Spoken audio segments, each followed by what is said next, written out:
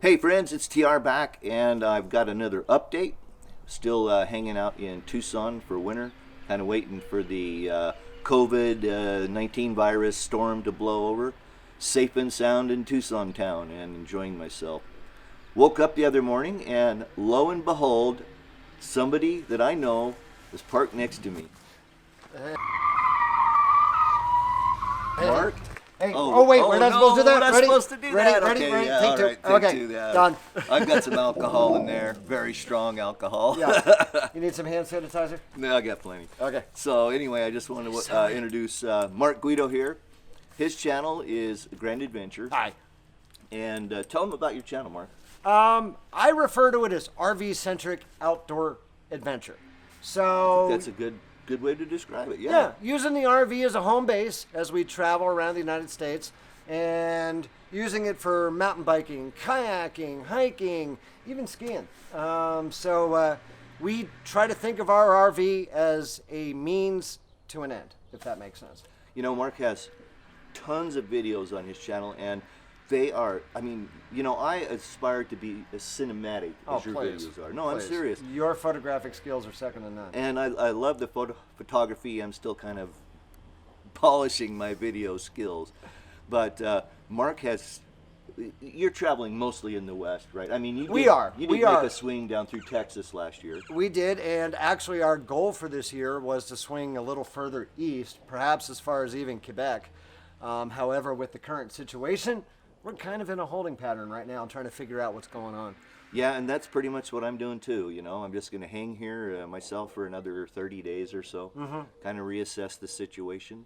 Oh, it's a beautiful setup. Yeah, and I like where I'm at here. It's close to the stuff that I like to do. Like you, I like mountain biking, hiking. Oh, you've got wonderful trails right out of the park. Yeah, it's an amazing spot to stay, and so I do enjoy it here. But I just wanted to take a minute. Mark and I have got a little adventure planned for today. We're going to head out to Saguaro West National Park, head up towards Gilbert Ray. I'm going to take him on the fun stuff you can do on the west side of Tucson. My tour guide. Let's get going with that. All right, you ready to roll? Let's go. Okay.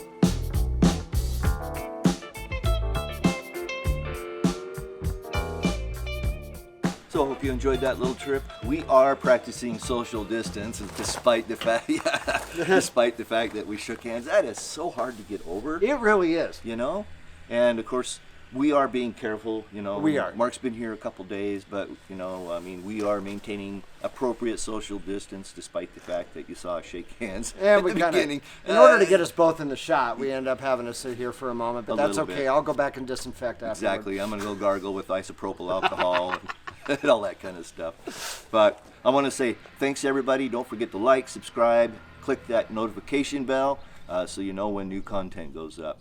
Yeah, things are pretty much just rolling along here. Got quite a few little projects that I've started up on, working outside when the conditions permit. It's been really breezy the last couple of days in the afternoons. That's Tucson in the springtime, Haven't quite got to where we're seeing any 90-degree temperatures yet, but it's been in the mid to upper 80s, so it's been fairly, tolerable. But I have prepped my RV for the hot weather that I'm anticipating. You might notice it's a little dark in the front. That's because I have reflectix up here in the window to try to keep some of the heat out.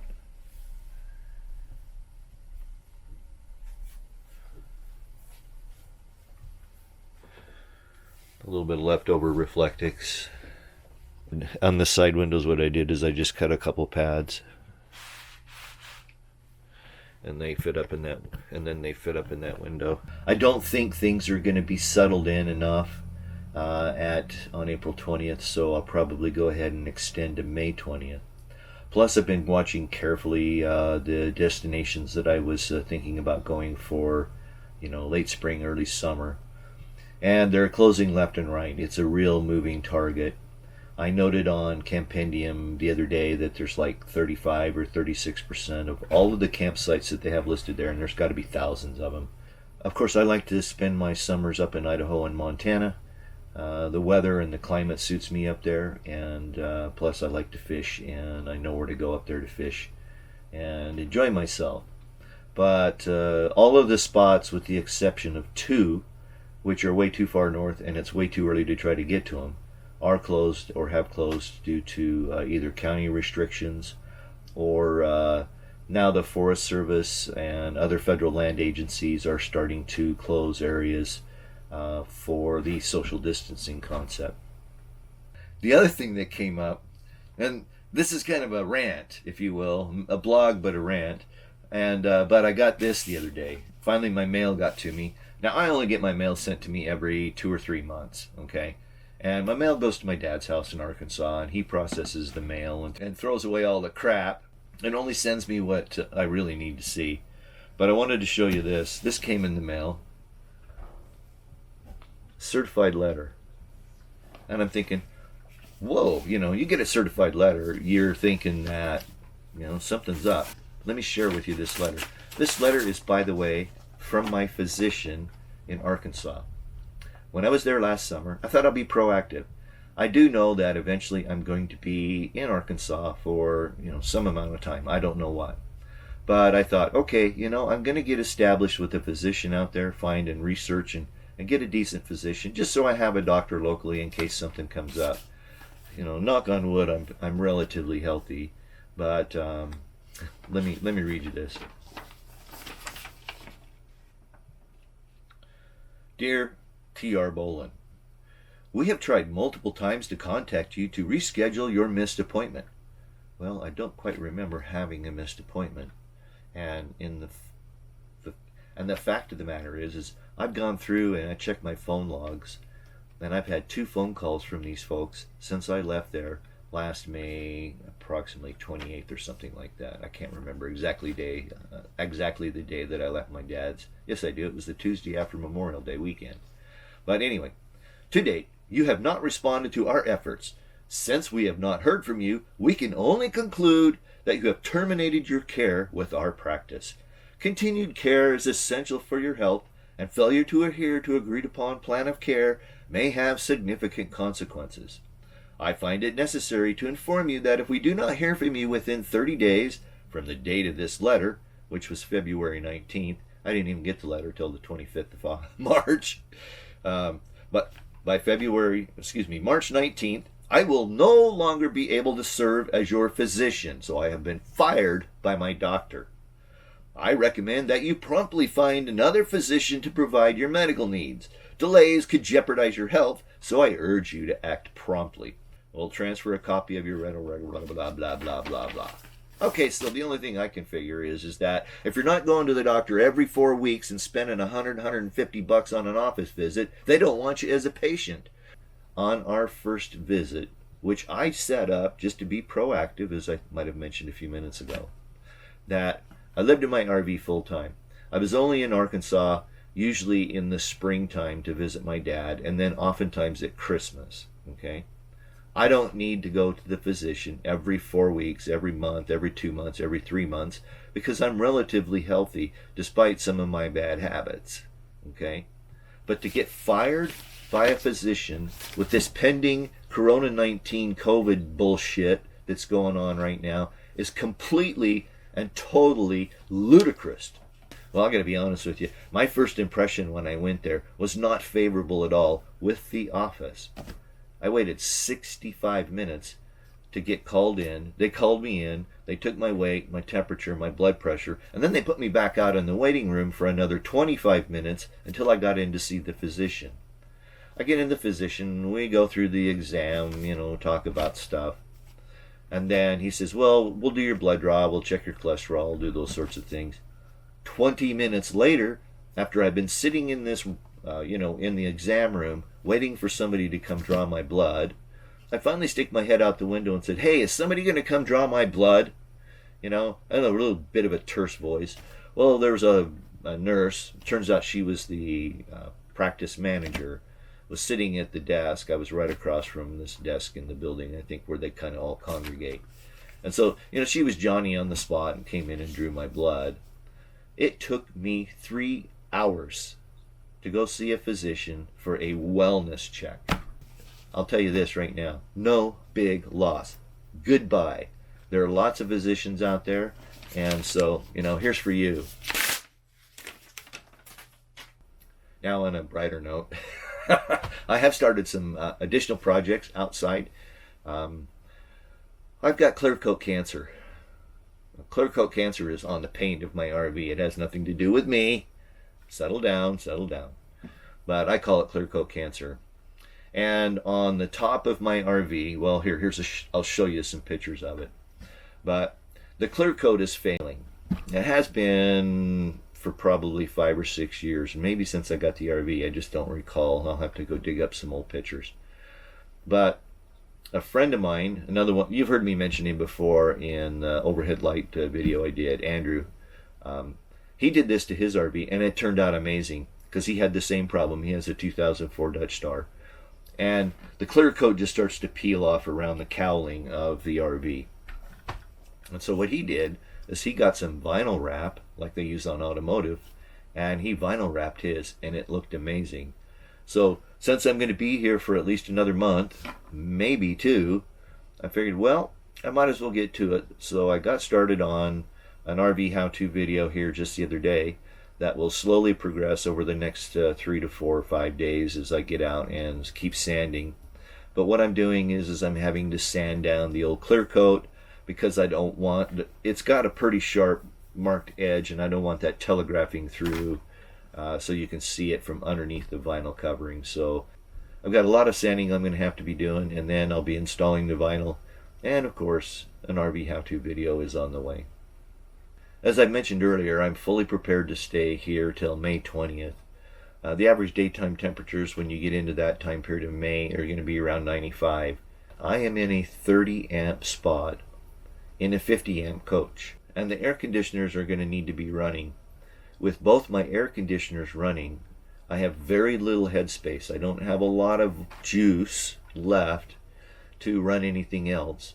But my strategy has been, when it starts to get warm and I need to run both ACs, is I just go kick off the charger circuit to my inverter, and I just live on my batteries for all my, what I call my A-phase load. So my workstation, TVs, all the convenience stuff that you want when you're boondocking and you want to run off batteries, fridge, all that sort of stuff. It's been working beautifully. I can turn it on, run it during the day. I've got 1800 watts of solar, so I've got plenty of solar I'm getting 1,000 or more watts off the roof right now. Let's see if this thing will follow me. Face track me. Yeah, okay.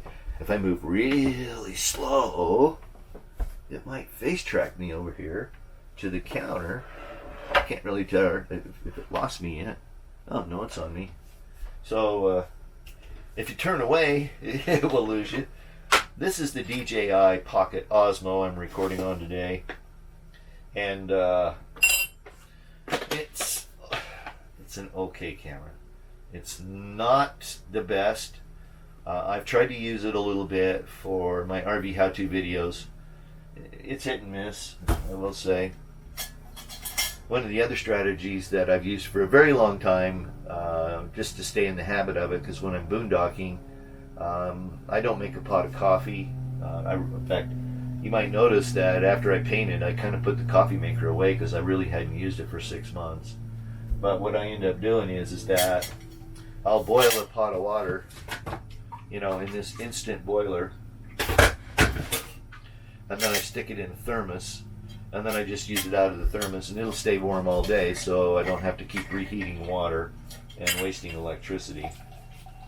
I was looking the other day, and then other than last Saturday, when Mark and I went up to Saguaro West and kind of did a loop out through the Tucson Mountain Park, Gilbert Ray Campground, and all those places that are kind of over on this side of town where I stay. I know, white death, but I like a little sugar in my coffee. But I decided that I hadn't left the RV park. I don't even think I'd started my car for at least 14 or 15 days. I think the last time I was out was probably the last time I went to Costco, that was 3 weeks ago today. So 21 days since I've been to the grocery store. But the fridge is getting a little thin. Are you going to follow me over here so you can see?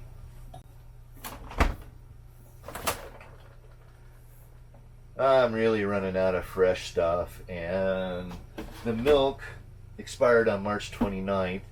Hasn't gone bad yet, hasn't killed me yet anyway, so I'm still working on the milk. It's almost gone.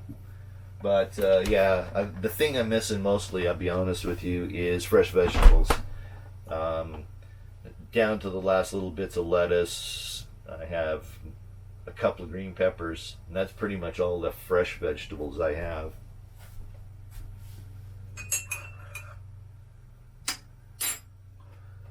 So I'm going to be working on a shopping list and heading out and refilling the pantry here real soon.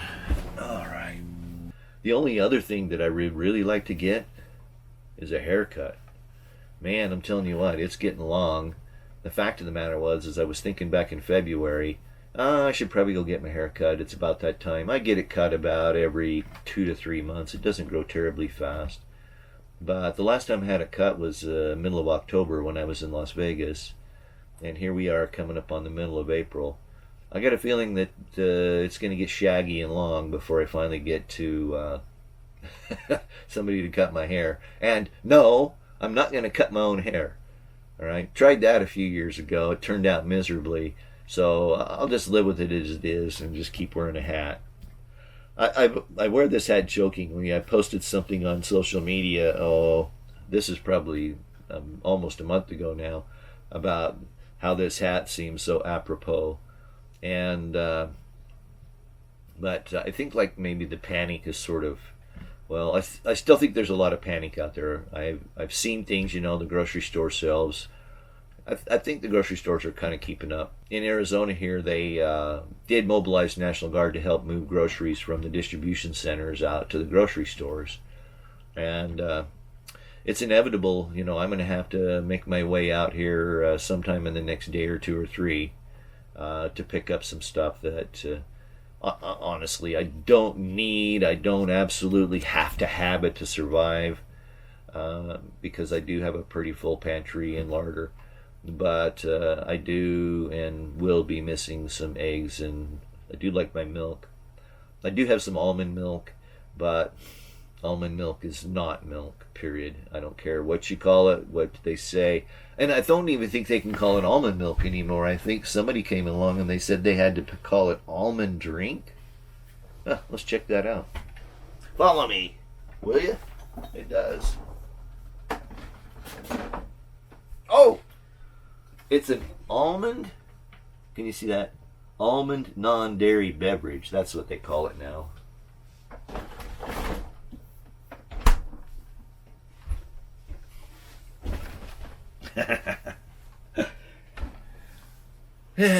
Yeah, it's okay.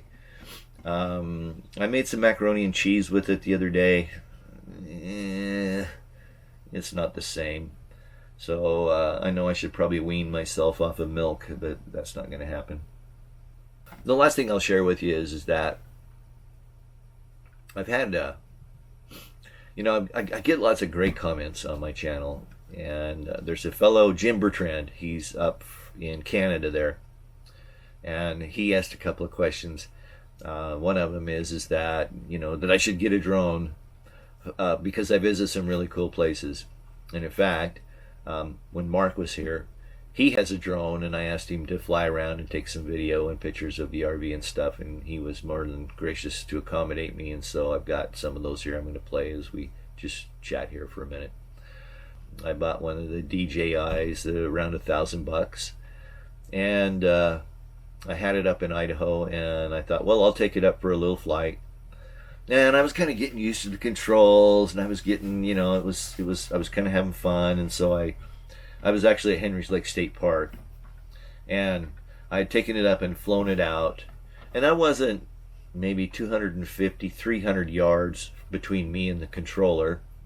I had just put brand new batteries in it. I thought everything was cool, and so all of a sudden the controller beeped, and that was it. That drone, poof, $900 to the bottom of Henry's Lake. I never got one frame of video off of it, and so that kind of broke my back on the drones. You won't see me getting a drone anytime soon. I think it'd be fun. It'll be cool. And maybe if the channel grows enough and I can justify spending, $800, $900, $1,000 or something for a drone, I might get one. But I wouldn't be holding my breath anytime soon on that. I'm anticipating that if things even start to get remotely back to normal by the 1st of June, I'm going to be surprised. I really am. I think everybody's heard as if we flatten the curve, it's going to stretch the duration of this, pandemic out. The second thing is that they're anticipating that there'll be a resurge, there'll be a spike again come fall. And so, it's hard to project where we're going to be in June or July. You got to think that maybe we'll be back to somewhat normal, but I don't know if I'm willing to say that at this point. I think it's a matter of wait and see, be smart, practice good social distancing, practice keeping your equipment clean. I tell you what I've been doing. If I've been out, I was over to my neighbor's yesterday or day before, a couple days ago, I don't recall, because he was having trouble with his Amazon Fire Stick TV, and he asked me to come over and look at it for him.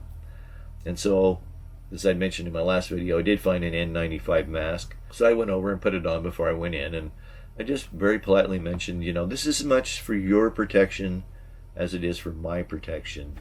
I would feel horrible if for some reason I was passing the virus around. And on the other hand, I don't know, I guess maybe it's paranoia, but I'm just paranoid enough that if I'm going to be in close quarters or I'm going to go inside somebody's rig or RV, which I've been trying to resist doing very much so, I'm going to be wearing a mask. I know the CDC came out recently and said you should be wearing a mask in public. I think that probably me just walking around out here and getting some exercise in the trails around my RV park, I'm pretty safe. I have noticed that people are very conscientious now in the RV park, maintaining a good distance. I have one neighbor that's kind of a face talker. What a face talker is, right? They come up and they get right in your face. I very politely asked him to take a couple steps back the other day when he was over talking to me. Just maintain your distance. You know, maybe you believe it's a hoax, maybe you believe it's all hype. I don't. I think it's serious. I know enough about biology, having a master's degree in biology, that this is no joke. It's very serious, and without the measures they put in place, instead of there being tens of thousands of deaths, there could be millions. But I will say that it looks to me like in Pima County, they've kind of flattened the curve, and so I still feel comfortable. By the way, if you don't know, Pima County is the area around Tucson. So I still feel really comfortable staying right where I'm at, safe and sound in Tucson town. That'll do it. Thanks for watching. I do appreciate it. If you found value in this video, thumbs up, always appreciated. Subscribe, share, do all of that stuff. That really helps. Questions or comments, make them below. Always happy to get back to you, answer any questions or comments. But that'll do it for this episode. Thanks for watching. I do appreciate it. Until we get together again, peace.